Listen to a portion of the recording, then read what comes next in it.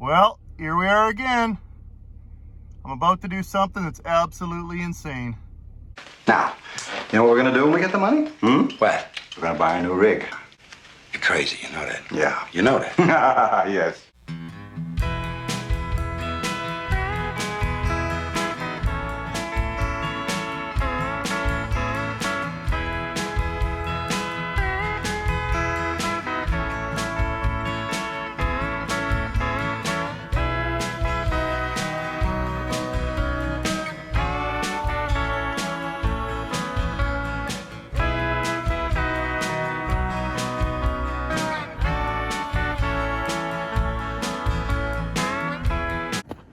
Well, it's official. She is now part of the fleet. You serious, Clark? She looks good sitting out here in the snow. Yeah. Just as we left her. Oh, it's exciting. So here's the deal, folks. So I made a deal with the owner. I've got the bill of sale. So what we're gonna do though is we're gonna leave her parked here.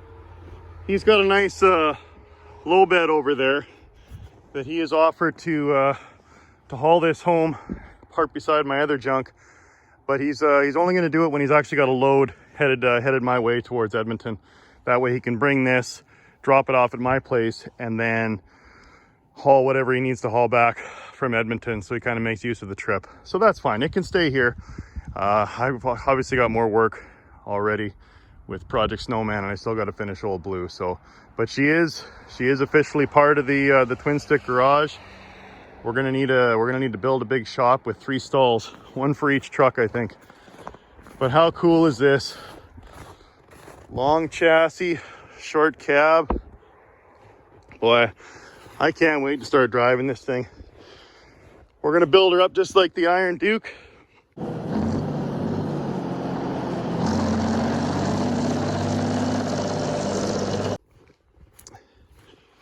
And I'm gonna be happier than Waylon Jennings driving his K100 in the Dukes of Hazzard episode. Now, without knowing it, I was bringing a lot of trouble to the Dukes. I gotta get my official twin stick garage built. I'm planning on doing it with 3 doors, one for each truck. And I told the missus, who's just a absolute sweetheart, absolute angel for putting up with this nonsense. She told me you get 3 doors in the shop. That way you can only have 3 trucks at any one time. And if you ever want to buy and bring another project home, you got to get rid of one of them. So I am officially going to be at capacity now. And forgive my husband. He knows not what he does. Amen! Well, the cool part is at least it's a 79. So the airlines and all the gear, and you know what? I even think the doors are going to be identical to the W900A that I'm working on Project Snowman. So we'll get this one home eventually, and then we'll clean it all up. She is pretty rough though. So I also got some mouse traps and some mouse poison blocks. So we're gonna try and catch all these little guys so they don't do any more damage. And a friend of mine I was talking to, he figured that the mice were probably coming in through the opening. So newer cabovers, they use linkage from the shifter, and then problem is you sometimes get some slap in the linkage, so it get a little tricky to shift. But in these old cabovers, the stick runs through the floor and stays in position when you raise the cab up. That's why it has that long slot, because as that goes up, the slot needs to accommodate that stick. So that's probably where the mice are getting in. So we're going to put a lot of the poison blocks and mouse traps on this side, because I think that's how they're sneaking into the old truck. Now this truck doesn't have, it's got the brake saver on it, which is kind of cool, but it doesn't make the noise that that the real Jakes do. So I am going to be on the hunt. I'm actually going to be on the hunt for a lot of different things. Let's see. First off, obviously going to need aluminum wheels. I'm not going to do 22.5. I'm going to go with the bigger rubber, the 24.5s on the front and then the rears as well. So I'm going to need new hubs to replace these Dayton wagon wheel style And then of course we'll need 8 new wheels. These are 22.5, so we're gonna need 24.5s. So I need those. I'll need another tank, another fuel tank. Someone's swiped that. We'll need the rest of the exhaust that comes from the turbo, and you got the Y pipe, and then you got the dual stacks. So we'll get nice new stacks. I'm thinking some 8-inch 14-footers with nice, we'll probably do flappers on the top. I think flappers are pretty classic. I don't have those yet. So that'll look good. As I was saying, we want the Jake heads. I think I know where I might be able to find a set of Jake heads that you can add to the motor, and then you just wire in 12 volts to the solenoid. We're gonna need a new turbo, because if you saw the Will It Start video, the turbo is completely seized. I think the water that was in the exhaust pipe, in the lower half of the exhaust pipe, probably walked its way in there. There is no water in the oil though, so that's good. It might just be the moisture from rain and snow. We'll probably close that up. I don't want to have any risk of getting any more water in the engine. But yeah, so we'll get some Jakes. We'll need a new turbo. I got a lead on where I think I might be able to find those. And yeah, we'll probably plate the back here that needs the repair. So everything's covered with snow since the last time I was here. So yeah, these are the frame cracks on both sides. And they just kind of welded it in. So what we'll do is we'll clean that up. I'll probably get the welds redone. And then we'll put some new channel in on the inside, and then drill it all out and then bolt it in so it'll be nice and secure. Obviously new lines, new brakes, new pots. That's pretty straightforward stuff. Now there's probably going to be some pretty wicked corrosion underneath this because it's steel over aluminum. So we'll probably have to get this fifth wheel plate off of here, clean up the rails. One person was suggesting, how cool would that look if you actually cleaned up the aluminum frame and then polished it? I don't know about polishing it, but that'd be pretty unique for sure. But we'll definitely, I might even leave it just in aluminum, sandblast it, and then have it kind of cleaned down to the bare metal, and then just leave it, maybe throw some clear coat on it. I think that would be pretty sweet. Obviously needs new paint. I mean, it's thick. The previous owner was telling me that somebody probably put this on with a roller. I wouldn't doubt it, but it'll do for now. It'll do for now. Paint will come last. Maybe I can get a 3-for-1 deal. One other thing I'm missing that I'll be on the hunt for is the top roof grab handle. It's missing off of this side, so someone swiped that. Of course, I grabbed these grab handles from the wrecker on one of those On the Hunt episodes. Yeah, lots of stuff. One thing, for those of you who know, I'm curious on the transmission, on the linkage. So let's see if I can get all the snow off of here.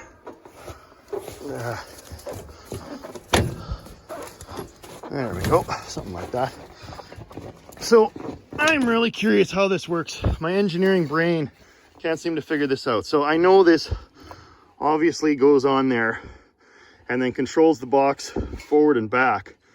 But how in the hell does it sense when you go, let's say you're going from second and then over and then up? How does it sense the left to right? Am I missing some linkage here?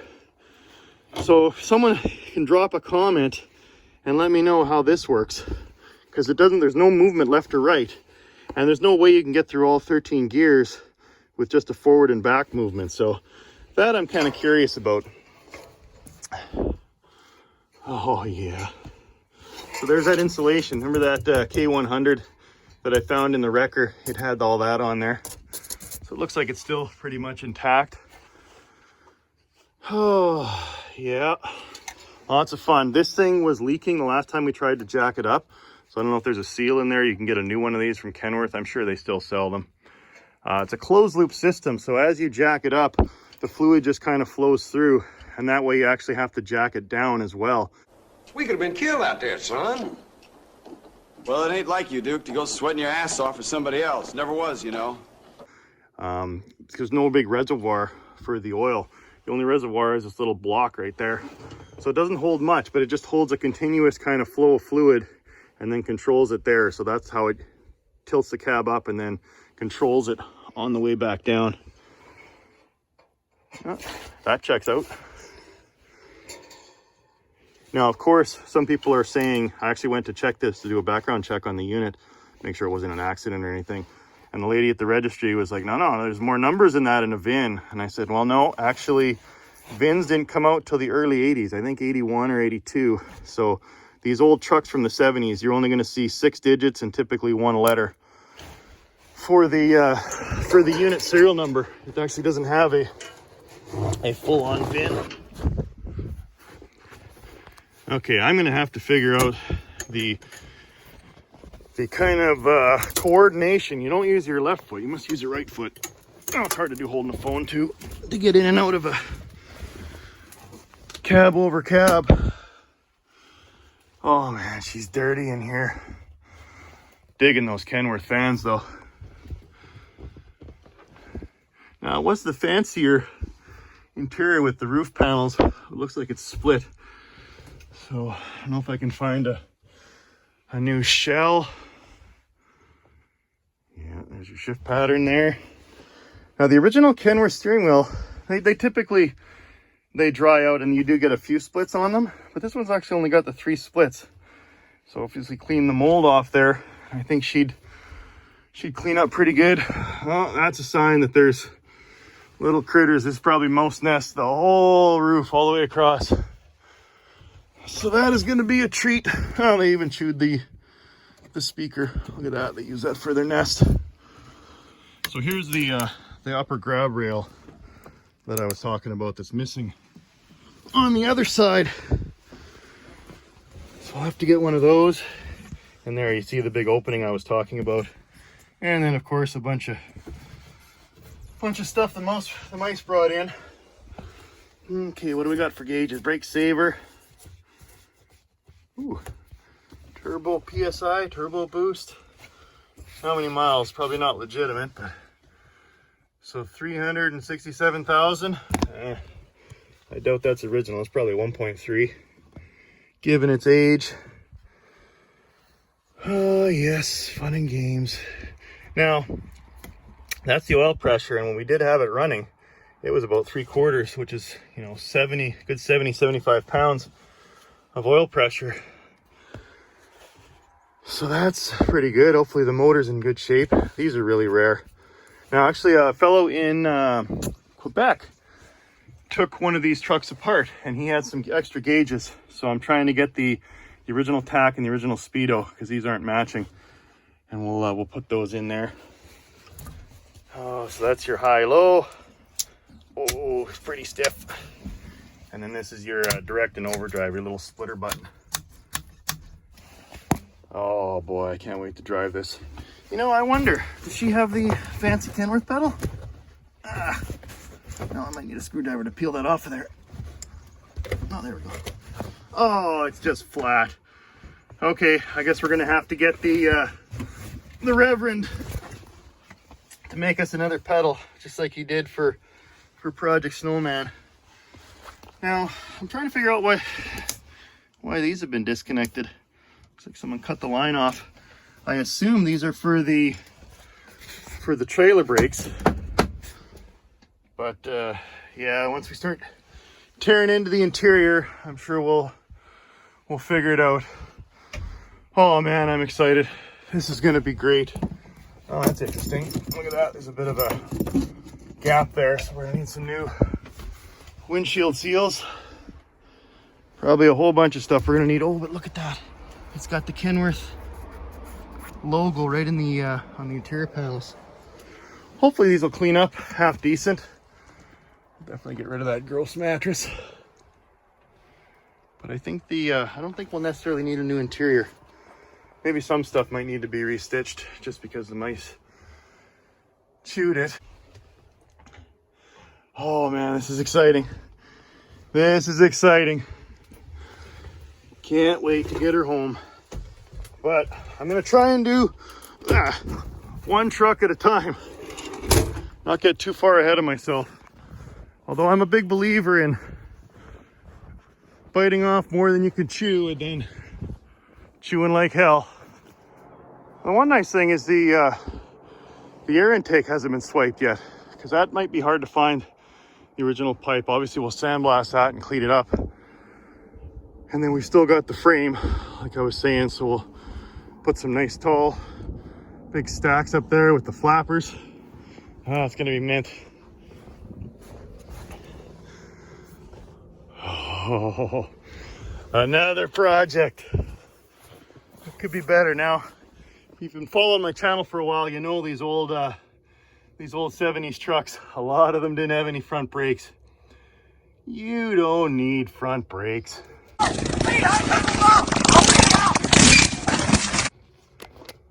Big old stack of leaves. It'd be kind of neat to bag this thing in the front and have it ride on air, because I hear these things are like riding a bucking bronco, and I can see why, because you're basically sitting right on top of the springs, so you're gonna feel every bump in the road.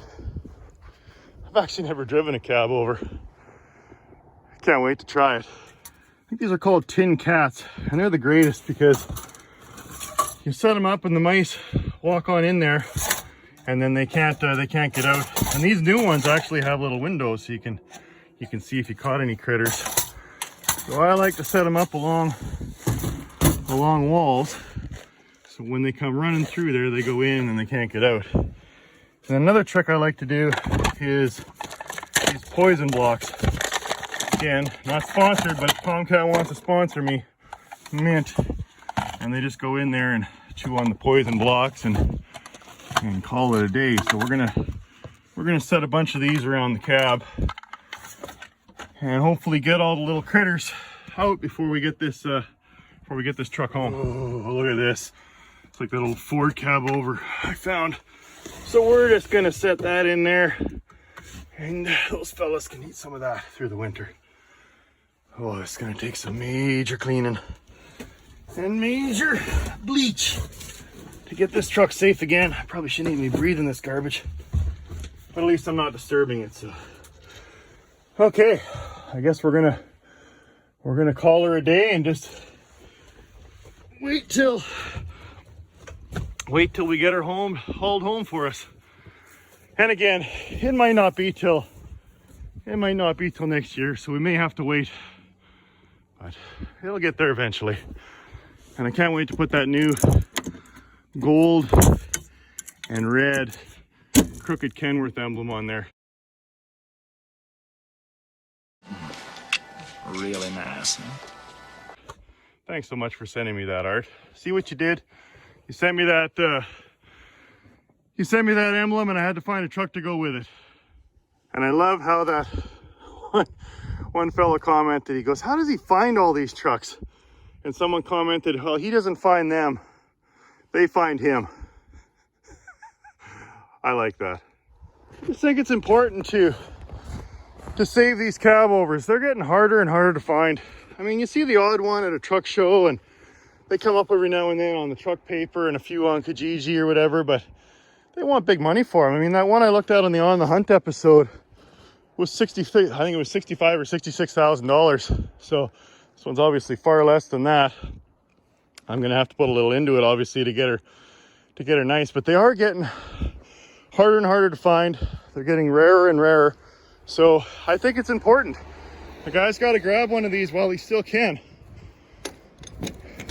We got to save the flying bricks before they all get squashed in the wreckers. Boy, I bet that old cat would sure smoke if we started her now. We don't want to punish her.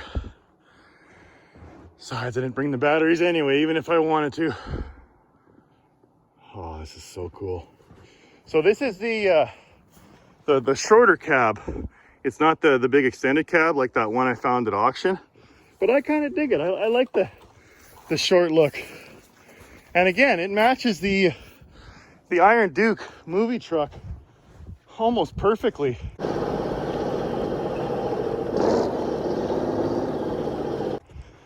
Same thing with the truck Waylon was driving in the Dukes.